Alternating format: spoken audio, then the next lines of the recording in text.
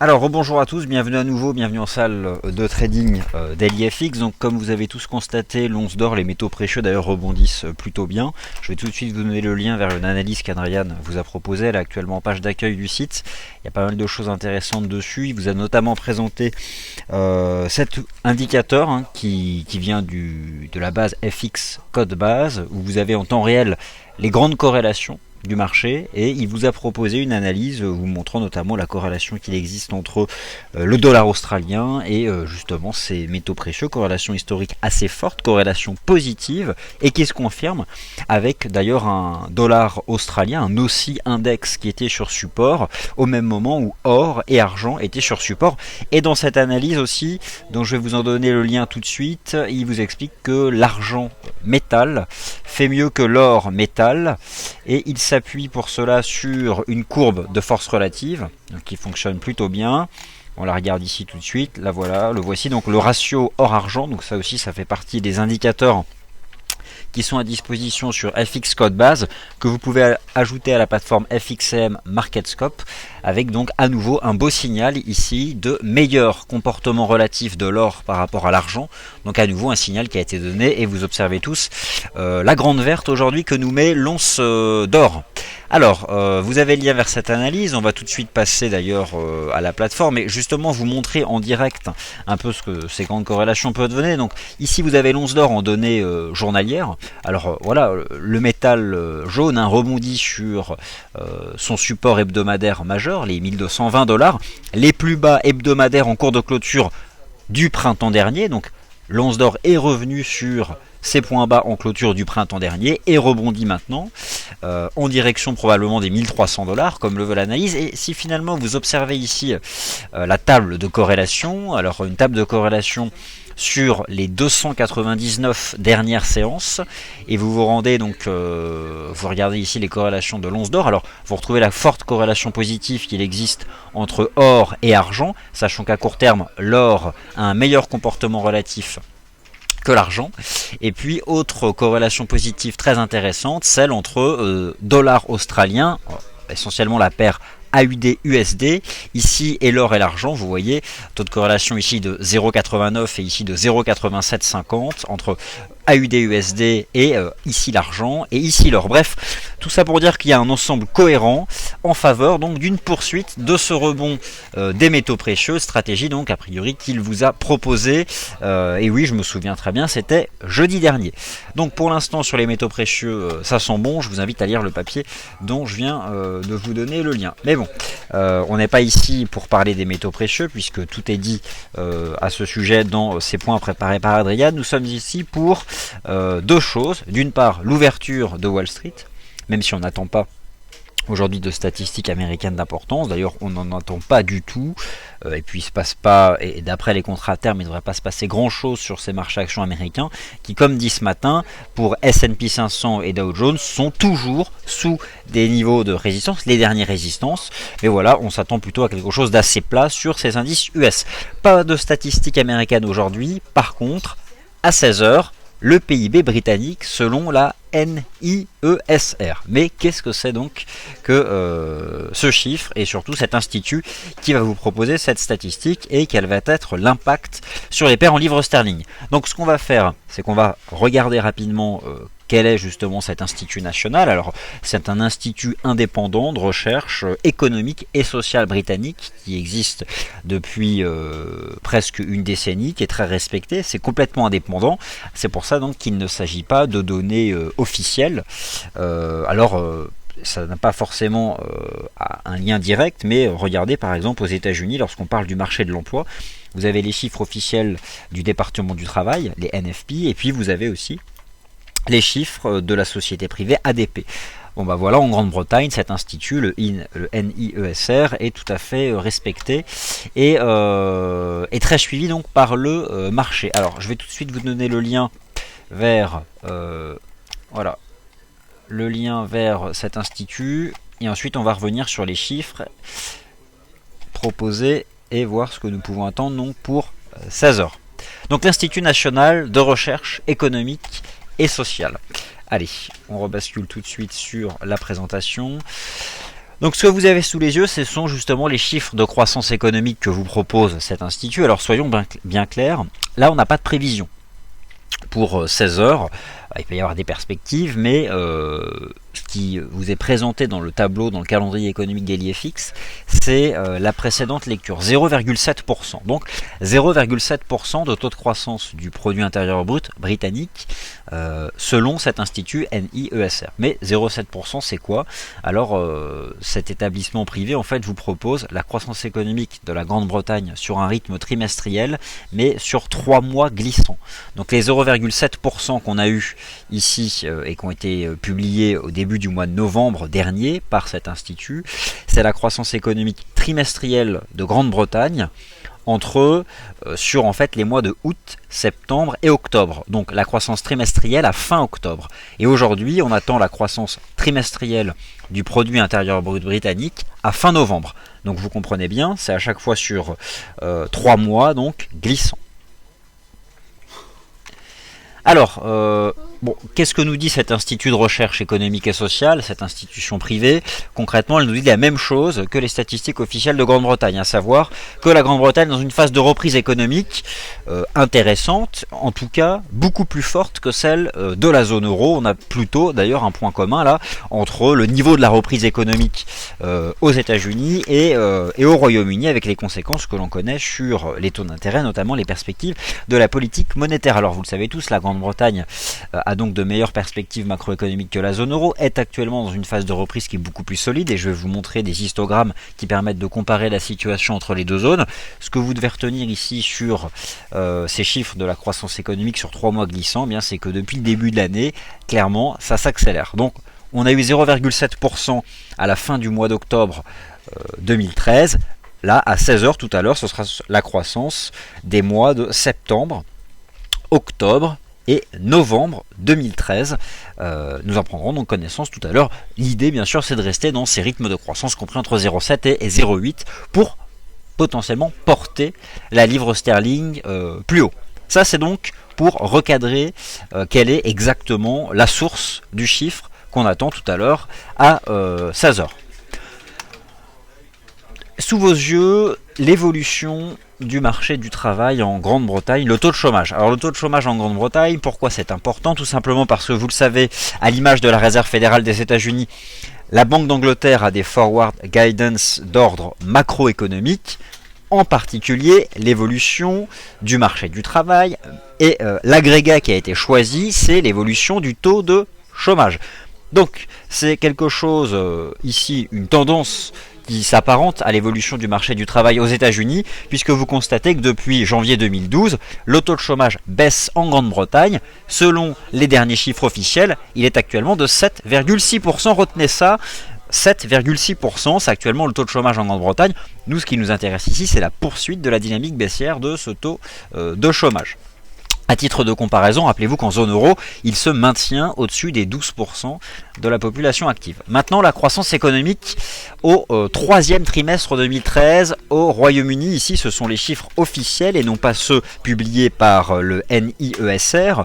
Ce sont ici les chiffres de la croissance économique britannique par trimestre rapporté au trimestre de l'année précédente. Alors on va être très clair, ici vous avez 1,5%, c'est-à-dire que entre le troisième trimestre 2013 et le troisième trimestre 2012, le PIB britannique a augmenté donc de 1,5%, c'est-à-dire sur les mois de juillet, août et septembre 2013 par rapport à juillet, août et septembre 2012. 1,5% après 1,3% au deuxième trimestre 2013 par rapport au deuxième trimestre 2012 et 0,2% donc au premier trimestre 2013 par rapport au premier trimestre 2012. Alors ça c'est bien marrant, mais pourquoi les cambistes ont fait le choix de revenir sur la livre sterling sur le marché d'échange?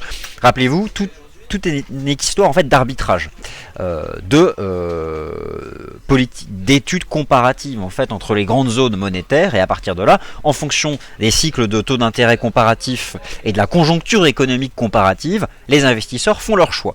Donc là, dans l'absolu, ça ne nous aide pas à grand chose, puisqu'il suffirait que la zone euro ou les États-Unis aient un taux de croissance trimestriel 4 fois supérieur, pour créer une tendance baissière de la livre sterling. Mais là, ce que vous allez voir va vous permettre de réaliser le profond décalage qu'il existe entre le Royaume-Uni et la zone euro. Donc, sous vos yeux, à nouveau ici, dans la partie basse de ce slide, le même chart, le même rythme, le même agrégat. Comparons des choses comparables, ne comparons pas les choux et les carottes. Sous vos yeux, donc, la croissance économique trimestrielle britannique, et dans la partie basse de ce slide, la croissance économique trimestrielle de la zone euro. Le principe est le même. Ici, moins 0,4%, c'est le taux de variation négatif qu'a connu le PIB de la zone euro entre le troisième trimestre 2013 et le troisième trimestre 2012, entre les mois de juillet, août, septembre 2013 et les mois de juillet, août, septembre 2012. Et je pense que la comparaison ici est évidente. Alors, certes, le taux de décroissance ralentit au sein de la zone euro. Nous tendons vers un retour à la croissance en rythme annuel. Par contre, là, le décalage est clairement marquant, puisque eh bien, au troisième trimestre et au second trimestre 2013, eh bien, vous pouvez constater le fort décalage qu'il existe entre la Grande-Bretagne et la zone euro. Donc, du simple point de vue de cette croissance économique mesurée par le taux de variation du produit intérieur brut, on comprend pourquoi la livre sterling monte fortement donc sur le marché d'échange. La Banque d'Angleterre, car tendance de monnaie, il n'y a de tendance d'ailleurs de monnaie que de cycle de taux d'intérêt à court terme, et à la base de ces taux d'intérêt à court terme se trouvent bien entendu les taux directeurs des banques centrales. La Banque d'Angleterre, elle nous intéresse, pourquoi? Car elle fixe la rémunération de la livre sterling, et donc à partir de là, les capitaux attirés par les placements en livre sterling, et la Banque d'Angleterre nous intéresse aussi parce qu'elle a des objectifs précis. Au moins c'est clair, et c'est l'avantage avec les banques centrales anglo-saxonnes. Il vous suffit de vous balader sur le site de la Banque d'Angleterre, assez simple à comprendre, il y a une rubrique qui s'appelle Forward Guidance. Donc, ce mot n'est pas inventé, et ce qui vous est présenté sous vos yeux, eh bien, se trouve directement sur le site officiel de la Banque d'Angleterre. La Banque d'Angleterre vous dit qu'elle surveille deux choses, le taux de chômage et l'inflation. Ces deux agrégats, dès lors qu'ils atteignent des seuils surveillés par la Banque d'Angleterre, sont susceptibles d'influencer les taux directeurs de la Banque d'Angleterre. Premier agrégat, le taux de chômage. 7% de la population active. Rappelez-vous, on en a parlé tout à l'heure, tendance baissière ici du taux de chômage en Grande-Bretagne depuis janvier 2012, actuellement un taux de 7,6%, et la Banque d'Angleterre nous a dit, pensez que l'économie britannique atteindra ce seuil fin 2014. Si vous allez un peu plus loin dans la lecture de ces cibles macroéconomiques de la Banque d'Angleterre, vous comprendrez que les taux d'intérêt seront modifiés si ce taux passe en deçà des 7% et tend à rester durablement sous ce seuil-là. Donc pour l'instant, nous n'y sommes pas. Autre seuil qui est surveillé, l'inflation, le seuil des 2%, et avec une marge de 0,5. Bref, la Banque d'Angleterre est susceptible d'augmenter son taux d'intérêt directeur dès lors que ce taux d'inflation dépasse de plus de 0,5 points ce seuil des 2%. Le taux d'inflation au rythme annuel, en dernière estimation, à savoir l'inflation donc du mois de novembre, est ressorti donc à 2,2%. Pour l'instant, le niveau de l'inflation n'est pas susceptible de modifier donc durablement eh bien, la politique monétaire de la Banque d'Angleterre. Mais ce qui nous intéresse ici, c'est donc le taux de chômage pour la Banque d'Angleterre, et naturellement ce taux de chômage continuera de baisser si la croissance économique britannique reste soutenue, comme il semble que cela soit actuellement le cas, et si bien sûr elle est capable de créer des emplois. Donc ça c'est vraiment quelque chose d'important, et on en revient donc aux chiffres pour nous qui nous intéressent, de l'Institut économique, un institut indépendant de recherche économique et sociale, qui publiera donc tout à l'heure à 16h le taux de variation de cette croissance économique britannique sur 3 mois glissants. Alors c'est généralement publié, comme vous l'avez constaté, un mois avant les chiffres officiels, et c'est pour ça donc qu'il est très surveillé, et d'une certaine façon il peut être considéré comme précurseur. On a eu 0,8% en croissance sur 3 mois glissants à fin septembre, 0,7% sur 3 mois glissants à fin octobre. Combien allons-nous avoir cette fois-ci sur 3 mois glissants à fin novembre? Voilà donc ce qui se cache derrière ce taux de croissance et cette statistique britannique qui est attendue tout à l'heure. Et je vous ai donné donc le lien vers le site qui vous permet, si vous voulez, de lire un peu tout ça. Alors, bon, pour l'or et l'argent, vous avez ici un certain nombre, vous avez l'analyse d'Adrian, donc je vous invite à la lire. Je me balade d'ailleurs sur Real Time News et qu'est-ce que je lis? J'en ai les larmes aux yeux. Adrien nous dit en avoir les larmes aux yeux actuellement sur l'or et l'argent. Donc j'ai l'impression que ça se passe plutôt bien. C'est vrai que là l'argent et l'or nous mettent une grosse verte. Donc le rebond a fini donc par se matérialiser sur ces deux métaux précieux et ça semble prendre de l'ampleur. Alors tout de suite par rapport à ce matin, revenons sur cet indice CAC 40. Honnêtement, je ne pense pas aujourd'hui que le CAC cassera les 4100 points. Donc voilà, j'estime toujours que il faut un retour vers les premières résistances me semble le scénario le plus probable sur ces indices actions européens, d'autant plus que potentiellement ici, alors on l'a pas encore hein, puisqu'on n'a pas de cours de clôture en dessous, mais on voit bien potentiellement des divergences positives. Bref, je pense toujours que ce marché du CAC 40 peut revenir chercher les premières résistances. Donc par rapport à ce que j'ai pu préciser ce matin sur ces indices européens, je n'ai pas changé d'opinion. Par contre, reconnaissons que le dollar américain commence à sérieusement faiblir. Le FXM dollar index d'ailleurs revient sur un niveau de support, ici à 10 550 points. L'USD CHF, qu'en est-il? Alors clairement là il est en train de malmener ses récents bas. Après voilà, par rapport à la recommandation et au niveau souligné ce matin, le stop de protection est sous 88,50. Le USD CHF tente donc d'enfoncer actuellement ses récents points bas. Bien sûr, tout ceci doit être confirmé en clôture. Et en même temps, forcément, on a vu que l'euro-dollar, lui, continue donc de progresser. L'euro-dollar, de toute façon, aucune intervention à contre-tendance ne doit être réalisée sur l'euro-dollar tant qu'il ne revient pas au contact des 1,38, 1,3850, 1,3830 pour ses récents plus hauts. On a de toute façon tout de même un CHF au fond qui reste plutôt fort. On a d'ailleurs cette semaine une décision de la Banque nationale de Suisse. Alors là il y aura forcément du mouvement, mais voilà. Attendons la clôture, mais voilà, par rapport à la stratégie proposée ce matin, USD CHF, j'ai pris le long, stop 88,49 et advienne que pourra, le niveau était beau et il y avait de toute façon aussi une conjonction de support, puisque Euro CHF était aussi sur support. Alors l'Euro CHF d'ailleurs, où en est-il cet euro CHF? Eh bien vous le voyez ici, c'est la même façon, il teste son niveau de support au même titre que l'USD CHF le teste. Je ne suis pas certain que ces deux paires soient en mesure là d'enfoncer de manière verticale ces niveaux de support. Je pense qu'on travaille le niveau, j'attendrai de voir la clôture, mais honnêtement, pour ma part, je ne crois pas à un vrai décrochage et à une envolée haussière du franc suisse. Donc pour l'instant, la stratégie proposée sur USD-CHF, tenons-la jusqu'au bout, un ordre d'entrée, un stop de protection. La livre sterling, qu'en est-il de la livre sterling? Où va cette livre sterling? Eh bien, tentons donc de répondre à cette question. Alors, la livre sterling, dans un premier temps, on va la regarder de manière absolue. Donc, ce que vous avez ici sous les yeux, on va vous mettre ça, voilà, en gras, voilà.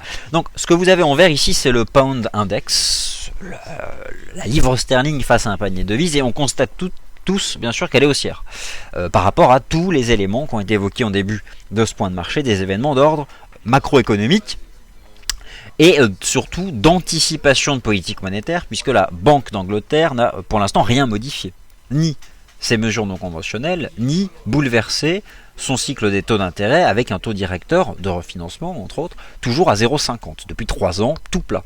Mais les perspectives sont à une hausse, en tout cas un taux plancher à 0,50. Donc, qu'en est-il de cette livre sterling? Elle suit une tendance haussière. On voit que le récent top n'a pas réussi à dépasser le top précédent. Alors, doit-on s'attendre à un retour sur les premiers supports de cette livre sterling? Tentons de répondre. Paire de devises par paire de devises. Sur le pound index, clairement, si jamais la livre sterling doit passer sous ses points bas du 5 décembre, ce marché reviendra ici sur un important niveau de support qui avait été testé ici tout au long du mois d'octobre, avec donc une phase de consolidation qui pourrait intervenir sur la livre sterling. Tendance et momentum, que nous disent donc ces différentes paires?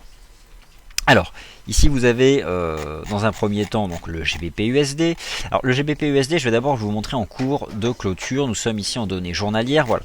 Alors clairement en cours de clôture, on voit que le breakout a été fait. Le breakout évident ici des niveaux qui avaient été atteints en mai 2012 et ici entre octobre et septembre 2012. Le nouveau breakout aussi a été fait lorsque les cours ont dépassé les 1,6240. 1,6240, un signal de poursuite de la tendance haussière sur le GBP/USD. Ok, ça c'est bien mignon. Maintenant, est-ce que le GBP/USD peut revenir chercher les 1,65, voire les 1,66? C'est la question finalement que tout le monde se pose. Alors voilà pour ma part comment je vois les choses sur ce GBP/USD. Le précédent top qui avait été fait en cours de clôture, c'était ici, c'était le niveau de clôture des 1,6390. Tant que les 1,6390 tiennent sur le GBP/USD, on peut en effet s'attendre à davantage de hausse, et à davantage de hausse où ça, eh bien, on peut déjà reporter le précédent trading range qui s'était développé ici entre 1,59 et 1,62, bref, jusqu'à 1,6620, 1,6620 qui correspond d'ailleurs au point haut ici de cette séance du 19 août 2011, et puis après la résistance vraiment majeure qui se trouve ici à 1,6750. Mais bref, les 1,66 c'est vraiment l'objectif qui est visé par tous. Je dirais au fond pour ma part qu'il y a deux scénarios possibles, et voilà ce qui va vous donner la réponse. Le premier scénario, peut-être que la statistique britannique de 16 heures va permettre de trancher. Le premier scénario est le suivant. Préservation ici des 1,6390. Dernier changement de polarité, dernière résistance daily qui doit normalement faire office de support puisqu'elle a été franchie.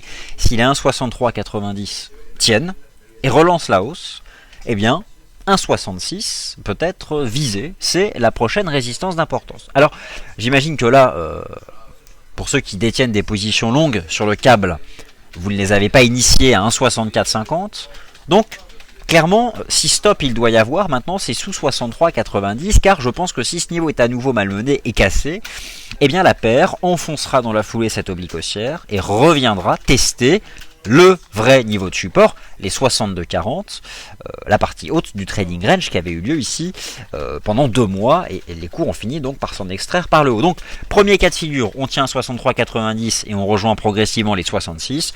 Deuxième cas de figure, on casse 63,90 et le marché reviendra chercher 62,40, ce qui bien sûr n'annulera en aucun cas la tendance haussière de la livre sterling, mais finalement permettra de trancher entre la poursuite soit de la hausse verticale, soit le scénario d'un retour sur les premiers supports d'importance, et donc les 62,40 pour le GBP/USD. Donc voici les deux scénarios possibles, et vous avez bien compris que les 63,90 vont tout déterminer. Y a-t-il maintenant du côté des indicateurs mathématiques quelque chose de suspect?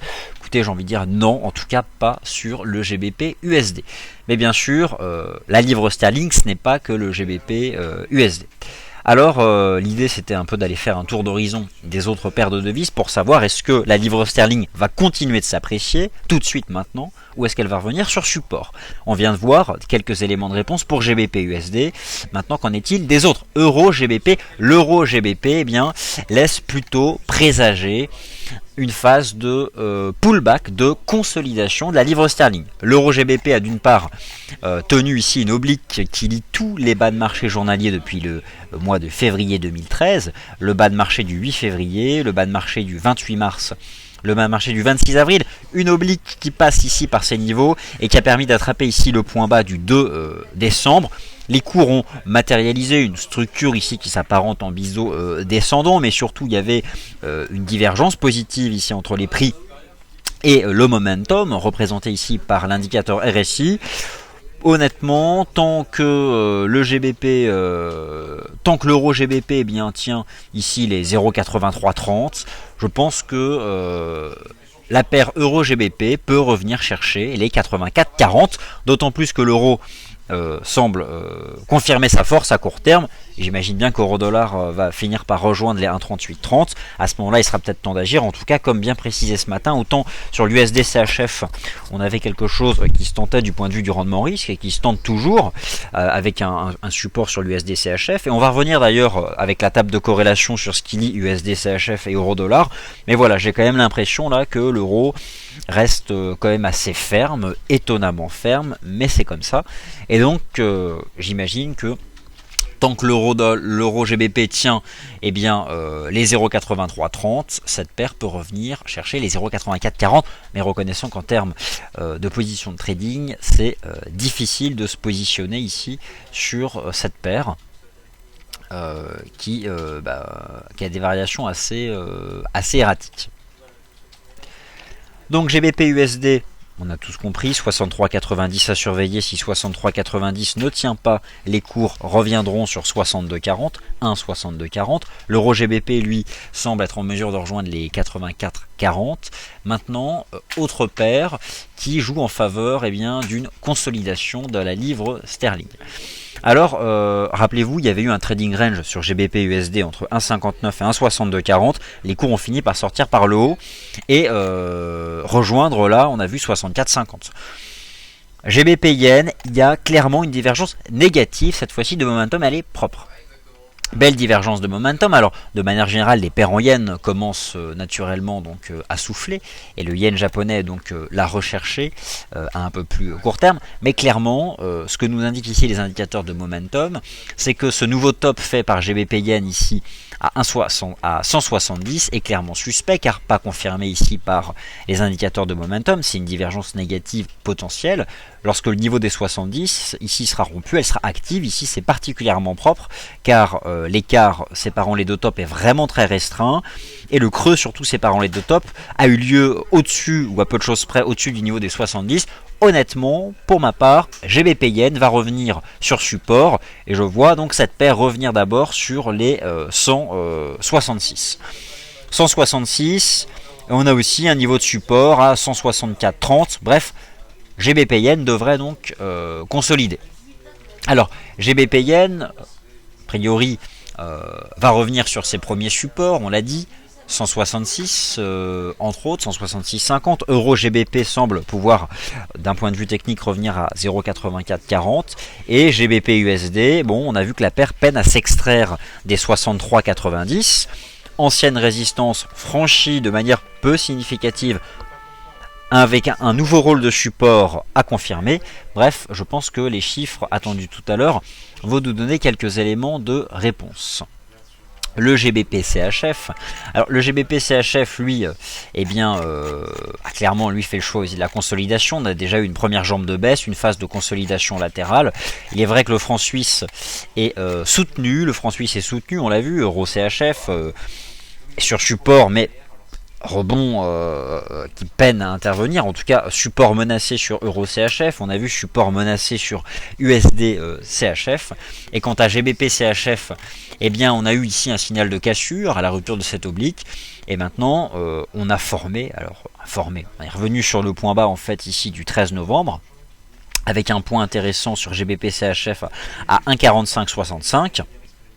Si les 1,4565 sont rompus, eh bien cette paire reviendra chercher les 1,4420, ce qui signifie bien sûr plus de force pour le franc suisse, et surtout donc une livre sterling qui serait donc dans cette phase évoquée donc de consolidation. Alors, il y a bien sûr d'autres paires en livre sterling qui peuvent nous aider. On essaiera de voir tout à l'heure surtout la réaction sur le GBP USD, mais le GBP AUD lui aussi semble clairement en train de plafonner. Je pense que le GBP USD, regardez sous quoi il est. Enfin, c'est juste un niveau énorme. On va vous le faire apparaître ici. Voilà, vous l'avez ici. Voilà sous quoi est revenu le GBP AUD, sous vraiment cette très très forte résistance. Ce point haut atteint par le marché ici à l'été 2010, tous les points hauts ici de 2009. Le marché a atteint une belle résistance. L'idée en fait, et je trouve que le GBP AUD le résume bien, la livre sterling est cherchée. Maintenant, on est à un point du marché où il va falloir faire un choix entre poursuite de la hausse verticale ou retour sur le support. Et il est vrai que lorsque j'observe Euro GBP, alors ça s'achète pas Euro GBP, c'est tellement faiblard, mais ça peut remonter à 84,50. Un GBP USD qui peut revenir effectuer un pullback sur 62,40. Un GBP Yen avec une divergence négative potentielle.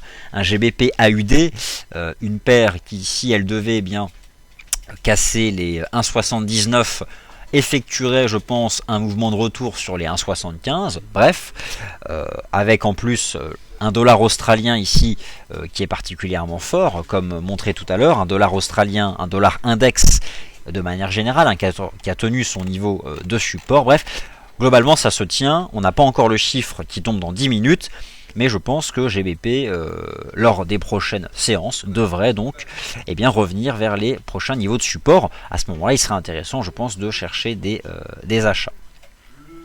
Donc, le GBP USD, on va surtout lui le suivre en priorité tout à l'heure. Alors, on va réduire tout ça pour qu'on soit vraiment bien concentré sur les cours.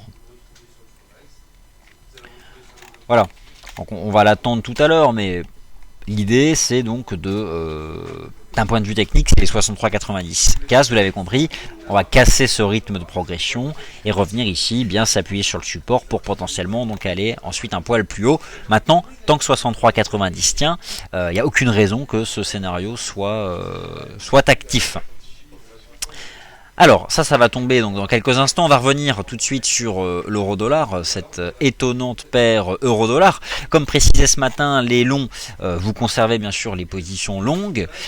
Objectif 1,3830. Alors, les plus hauts, c'est 1,3832 qui ont été atteints ici le 25 octobre dernier. La paire y va tranquillement. Pour l'instant, lorsque je regarde la paire euro-dollar, tout joue en faveur de la hausse. Tout. L'opinion contraire.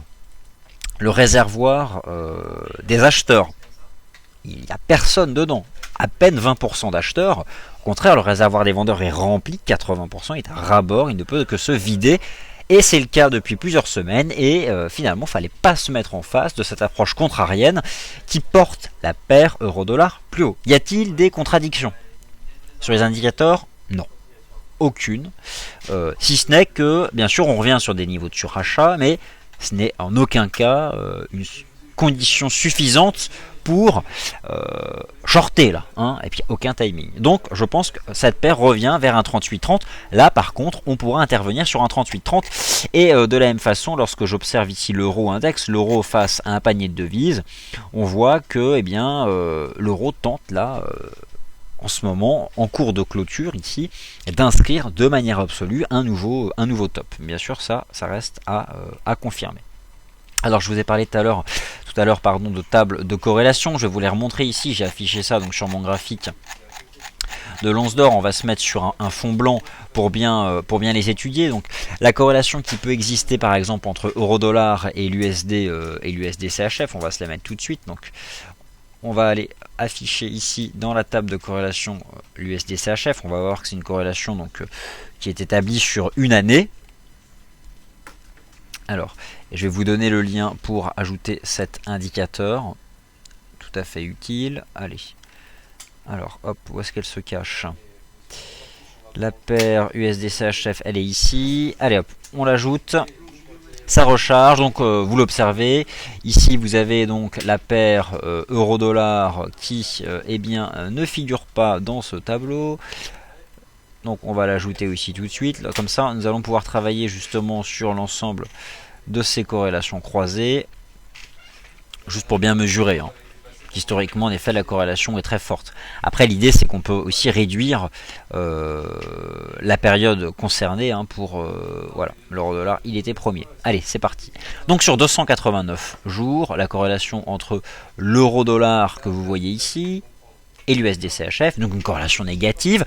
Sur 299 jours, moins 0,87, moins 0,8650. Donc, une forte corrélation négative. Donc, voilà pourquoi on doit les travailler en convergence, mais voilà pourquoi il peut y avoir sur quelques séances ici des petites divergences. La corrélation n'est pas parfaite, hein, la corrélation négative n'est pas parfaite, elle n'est pas égale à moins 1. Donc je pense par contre que un euro-dollar à 1,3830, honnêtement, c'est quelque chose qui offrira du rendement risque, mais faut-il... Et c'est finalement ça la question, faut-il laisser traîner dans le marché un ordre de vente à 1,3830? J'ai envie de dire, c'est à peu près la même question qu'on se posait ce matin sur l'USD CHF. l'USD-CHF qui est revenu donc sur un niveau de support aussi très intéressant. Fallait-il laisser traîner un ordre de vente? Le rendement risque, oui, bien sûr, permet de répondre par l'affirmative, mais là, clairement, je pense que la stratégie va échouer. On a un franc suisse d'une part qui est fortement recherché, un dollar américain, lui, qui tente clairement, qui casse des supports, un dollar américain qui est clairement faible. À confirmer maintenant ce soir en clôture, mais là honnêtement ne nous mettons pas en face de ces mouvements particulièrement forts, et donc si vous êtes en position longue de la paire euro-dollar, c'est puissant. Objectif 1,3830, les récents tops. Après, je pense que tous les excès sont possibles.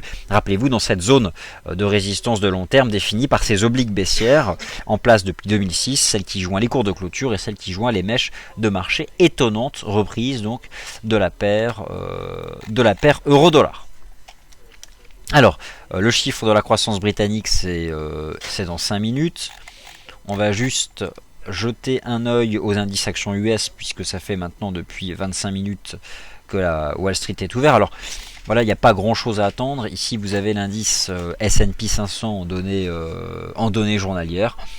L'indice est revenu sous ses sommets, pile poil sous ses sommets historiques. Le top de marché historique de cet indice S&P 500 qui a été établi le 29 novembre dernier, retour sur le niveau.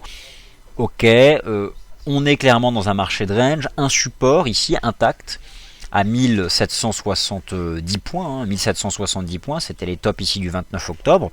Ça a tenu, 1770, 1775 points.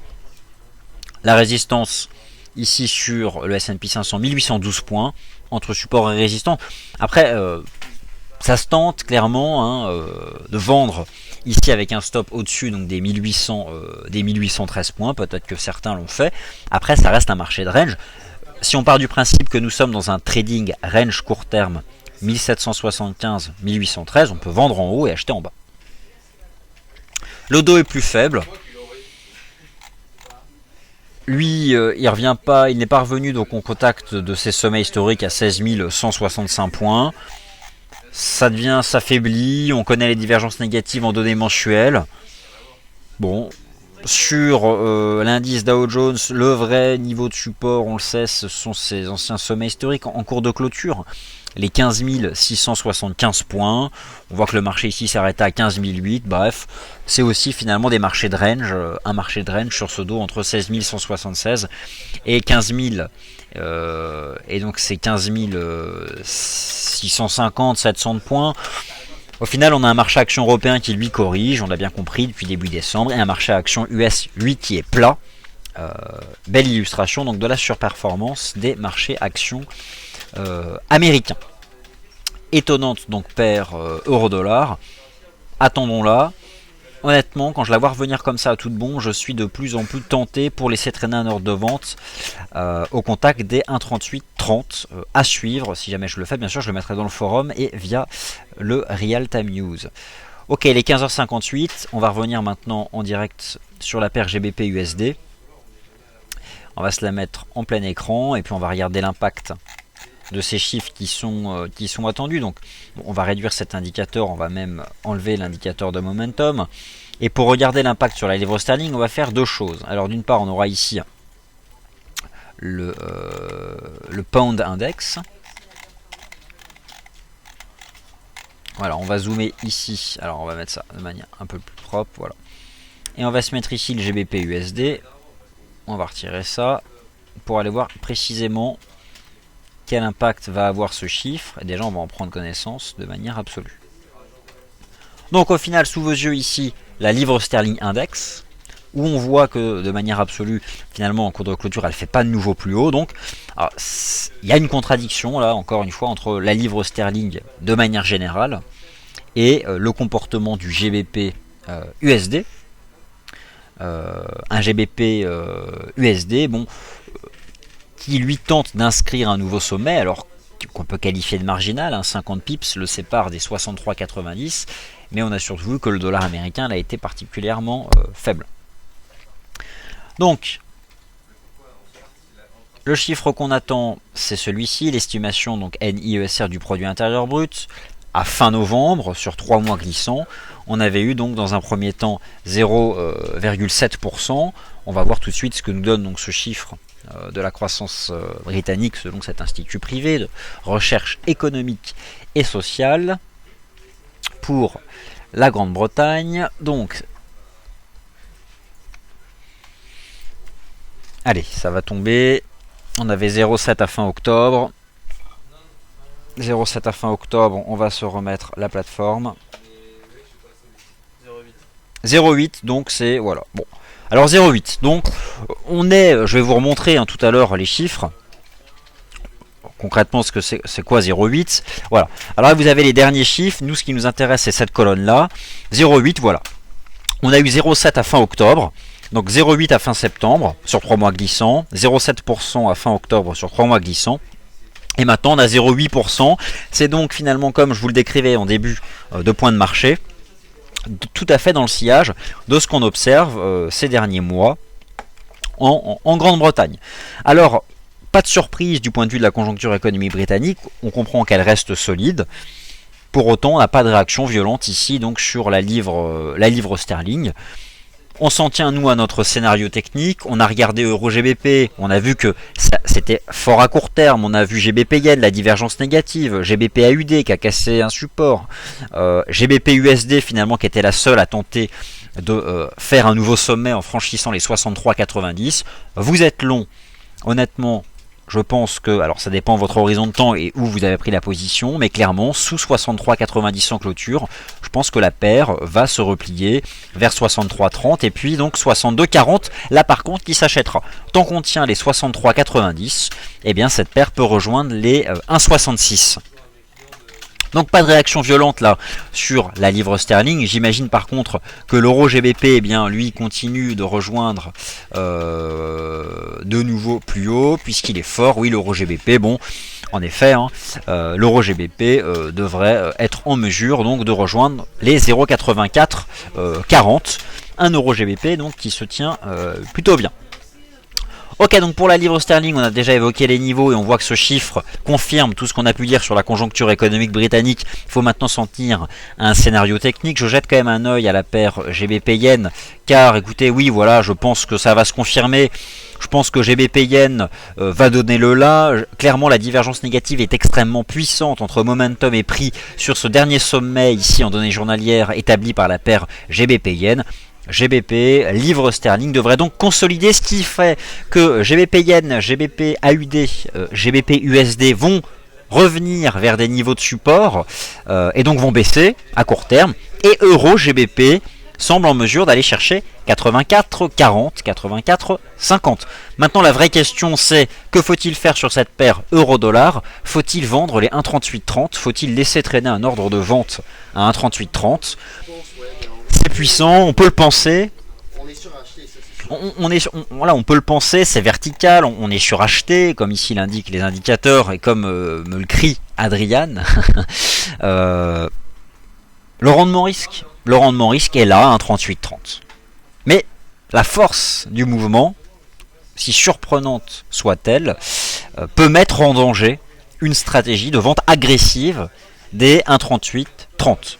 Sinon, le principe est le même, on revient sur un niveau important, on souhaite intervenir à contre-tendance, on y va, le rendement risque est pour vous, donc petite position, stop proche, 25-30 points, petite position. Par contre, ce qui déterminera la suite des événements, ce sont les 1,3620, clairement ici, le seul niveau qui, s'il était cassé, sonnerait le point haut final donc de cette paire euro-dollar qui là potentiellement peut partir dans un scénario de double sommet à 1,3830. En tout cas, vous êtes acheteur, c'est bien, et vous visez 1,3830.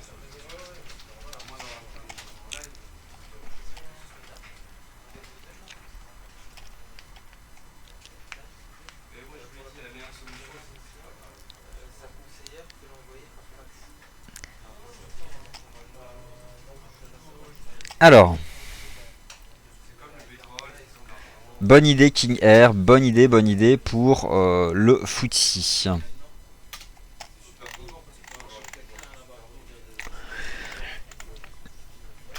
Alors le FTSE, bon le FTSE lui il est clairement handicapé par la force de la livre sterling. Lui à long terme c'est vraiment celui qui avait je dirais un niveau d'intervention le plus évident. les sommets de l'année 2000 et 2007, hein, donc les sommets de la bulle Internet et les sommets du marché haussier 2003-2007, avec un indice donc qui était revenu sous les 6850 points, les 6820, les 6900 points. Là on est au point de départ. Dernier signal technique donné, c'est cette séance du 2 décembre ici, à la rupture des 6610 points.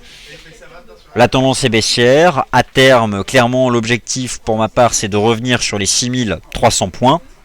Maintenant, voilà, c'est comme pour tous les indices européens, ils sont sur support. On attend un retour sous des résistances et si intervention il doit y avoir à la vente sur la livre sterling, eh bien c'est à 6640 points en fait. Hein. Vous voyez les points de support ici du 7 novembre et du 26 novembre et pas avant. À court terme, on a pour l'instant un indice qui tient bien, donc c'est récent bas. Pour ma part, on est dans un marché qui, comme les marchés actions de la zone euro, sont dans une phase de rebond technique. Donc, sur le FTSE 600, à court terme, c'est le rebond technique. Idem sur le CAC, idem sur l'Eurostoxx 50. Vous êtes vendeur, bien sûr, vous touchez à rien. C'est stop au-dessus des 3000 points. Et pour le FTSE 600, vous êtes vendeur, c'est stop au-dessus des 6650 points. Vous avez acheté lors des 2-3 dernières séances, votre objectif c'est ces résistances-là. Voilà, un marché qui stabilise. C'est vrai que le FTSE 600 était plus faible car la livre sterling rendait peut-être plus cher les actions britanniques. On fera de nouveaux points bas, on ira chercher les 6300 points si bien le bas de cette séance ici du 4 décembre est rompu, à savoir les 6450 points. Mais là on est un peu au milieu de nulle part, hein, puisque la première résistance vraiment d'importance, elle se trouve à 6630 points. Finalement, peu de choses le distinguent de ses homologues européens, si ce n'est qu'il était plus faible donc ces dernières séances.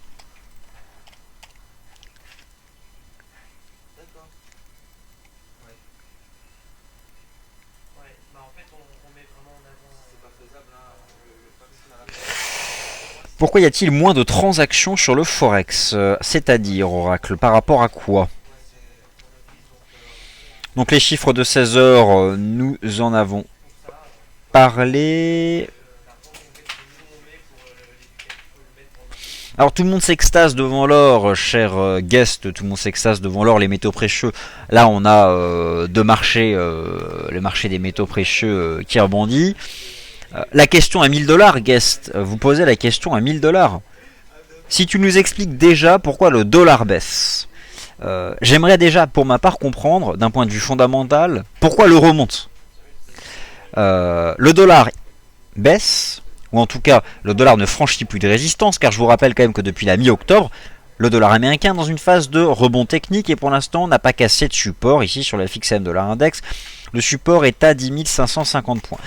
Le principe c'est quoi? Le dollar américain a rebondi depuis mi-octobre, sachant que on partait du principe que le quantitative easing numéro 3 allait commencer à être réduit, et en fait le doute reste en fait total. Je regardais encore un consensus d'économistes, le tout dernier, sur 60 économistes interrogés, 70 je crois, enfin bref, en gros un tiers pense que ce QI3 sera réduit en décembre. Mais attendez, j'ai pas fini. Un tiers pense qu'il sera réduit le 29 janvier, et un tiers pense qu'il sera réduit en décembre. Donc un tiers pour le 18 décembre, un tiers pour janvier, un tiers pour mars, égale, on n'en sait rien. Et le paradoxe en fait c'est toujours ça, la personnalité bien connue de la future présidente de la Fed et elle-même pourtant choisie pour réduire un QI3 alors qu'elle a toujours été la fervente défenseur. Pour le CAC, rien de nouveau depuis ce matin, on tient 4100 points. Je n'imagine pas les indices actions européens décrocher sous leur récent bas. Honnêtement, alors est-ce que j'achète 4100 points? Non, car je m'inscris dans cette tendance de fond qui essaie d'une phase de prise de bénéfices, un mouvement correctif de moyen terme, avec pour ma part un retour courant premier trimestre 2014 en direction des 3850 points, le point bas du canal aussi en place depuis septembre 2012. J'ai une position vendeuse à 4341 points, un stop toujours situé ici à 4290. Pourquoi je ne la baisse pas? Parce que j'attends un retour du marché dans cette zone-là pour renforcer à la vente. Par contre, voilà, Tant qu'on tient le support, là en termes de rendement risque, bien sûr que là c'est intéressant d'intervenir sur le CAC. Bien sûr, avec un stop sous 4082, naturellement, pour viser 4200. La situation technique n'a absolument pas changé. Alors, GBP USD semble confirmer ce qu'on évoquait tout à l'heure, à savoir que je pense que le GBP va consolider, je pense que le GBP va revenir chercher les 62,40, au même titre que GBP Yen, GBP AUD vont chercher des niveaux de support plus bas, ou que Euro GBP va rejoindre résistance plus haut, et finalement, peut-être que l'indicateur le plus fiable était donc cette divergence observée ici entre les nouveaux sommets du GBP USD et l'absence de nouveaux sommets sur le Pound Index, le GBP de manière générale face à un panier de devises.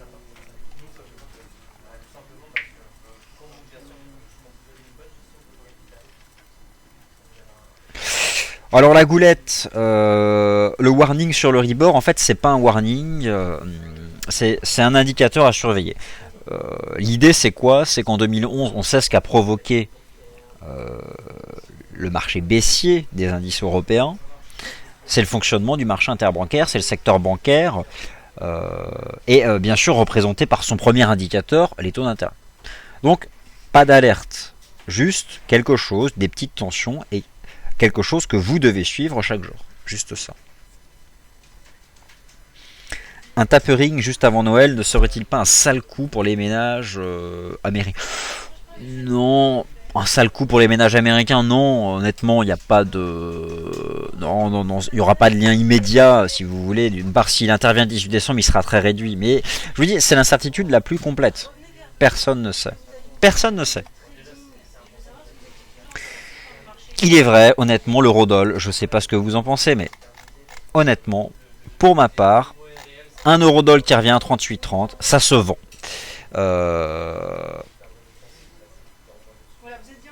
Je pense, je ne vais pas laisser traîner un ordre dans le marché. L'idée, c'est de faire du direct. C'est de faire du direct. Je ne sais pas quel excès cette paire peut construire. Mais honnêtement, si vous checkez la paire eurodoll, alors, en données mensuelles, c'est hyper parlant. Je zoome, mais regardez en données mensuelles. On a ici un beau chandelier à petit corps, une toupie, belle mèche haute. Et le mois d'après, le contraire. Donc, en fait, c'est l'incertitude la plus totale, si ce n'est que le marché revient chercher donc les points hauts ici du mois d'octobre. J'ai envie de dire, c'est presque parfait. Honnêtement, un 38,30, je pense, sera tout à fait tentant. Après, pourquoi ne pas y aller avec un ordre qu'on peut laisser traîner dans le marché? Eh bien, tout simplement parce que je vous rappelle qu'il y a deux obliques de tendance baissière, si on fait de l'analyse technique, une qui joint les mèches, une qui joint les cours de clôture. Je n'exclus pas en fait quelque chose qui serait horrible, à savoir un excès, une accélération vers les 1,39. Et lorsque vous regardez le positionnement des investisseurs particuliers et ce consensus fermement vendeur, 80% de vendeurs, et dès qu'on fait des nouveaux plus hauts, ça se renforce. Ça ne peut que se vider. Et finalement, je me demande si un excès ne serait pas nécessaire pour justement bien vider, justement, et bien remplir surtout ce réservoir des longs. Le signal qui donnera vraiment le signal d'un décrochage de cette paire euro-dollar, ce sera la rupture maintenant des 1,3620. C'est le niveau qui a été franchi la semaine dernière. Si vous reprenez votre euro-dollar en données journalières. Honnêtement, si vous ne souhaitez pas faire de la contre-tendance, bah là, vous visez un 38,30. Comme expliqué tout à l'heure, un 38,30, ça se vend, mais toute petite position. Honnêtement, petite position, stop 25 pips, renfort en cas de cassure des 1,3620. Mais laissons déjà aux indicateurs le temps de remonter. Laissons les cours aller chercher les 1,3830. Le mouvement me paraît suffisamment puissant pour pas se mettre en face tout de suite.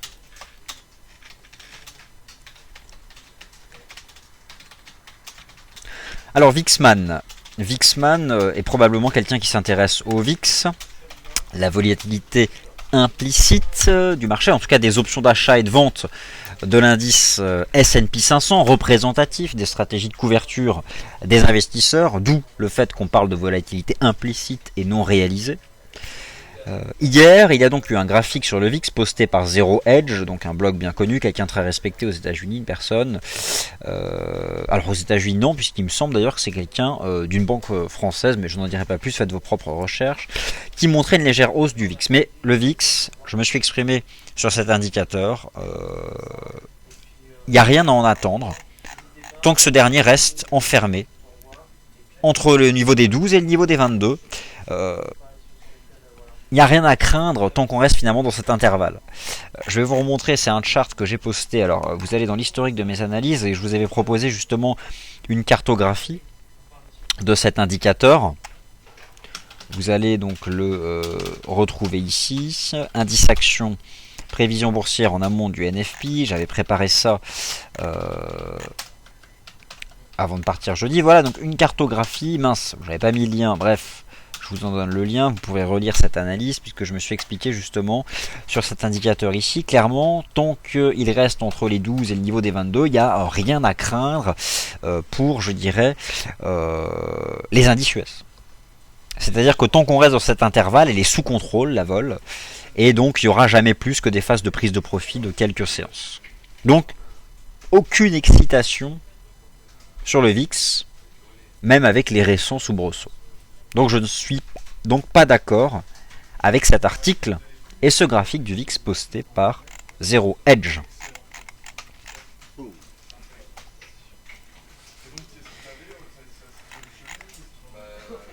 Alors l'eurodoll, c'est vrai que le point haut en clôture ici en données journalières c'était un 1,3803. On a eu le point haut ici et ce magnifique doji ici à 1,3830. Le dollar US. Le dollar US, honnêtement, ça devient extrêmement fatigant de manière absolue d'avoir une opinion donc sur ce dollar US. Si ce n'est qu'il est vrai que le dollar index, bon, le dollar index il corrige un peu là.